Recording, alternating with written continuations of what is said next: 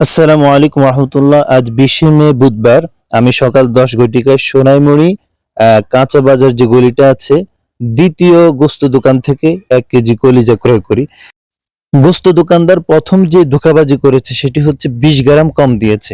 পরবর্তীতে আমি পাশের দোকানে এটি মাপিয়ে দেখি 20 গ্রাম কম, তাদেরকে ধরা হয়েছে, 20 গ্রাম বাড়তি দেওয়া হয়েছে। এখানে যে 20 গ্রাম কম দেখানো হচ্ছে সেটি হচ্ছে অতিরিক্ত যেটি ছিল সেটি ফেসকাস, সেটি ফেলে দেওয়া হয়েছে।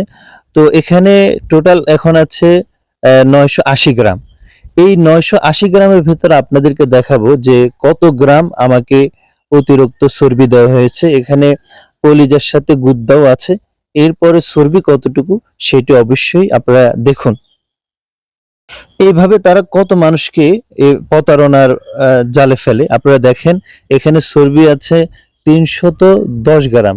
তো 1 কেজি কলিজাতে যদি 310 গ্রাম চর্বি থাকে, পাশাপাশি আরো 20 গ্রাম বেশি, অর্থাৎ 330 গ্রাম, তাহলে 1000 টাকা দিয়ে কলিজা কিনে কি লাভ? মানুষ কতটুকু পায়? এখানে পিওর কলিজা এবং গুদ্দা আছে 670 গ্রাম। তো এই কারণে আমি প্রত্যেককে বলবো এ ব্যাপারে সচেতন হওয়া, পাশাপাশি প্রশাসনকে বলবো সোনাইমুড়ির গোস্ত দোকানগুলোতে নজরদারি করা। বিশেষ করে কাঁচা বাজারের যে গলিটা আছে, দ্বিতীয় নাম্বার যে গোস্ত দোকান আছে, এটার বিরুদ্ধে অ্যাকশন নেওয়ার জন্য প্রশাসনকে বলবো। এভাবে আমরা যদি ধোঁকা খাই, 1 কেজি গরুর মাংস অথবা কলিজা অথবা অন্য কিছুতে যদি এভাবে ধোঁকাবাজি চলে, তাহলে এটা কোনোভাবে মেনে নেওয়া যায় না। হ্যাঁ, এখানে মেনে নিতাম যদি 100 গ্রাম চর্বি হতো।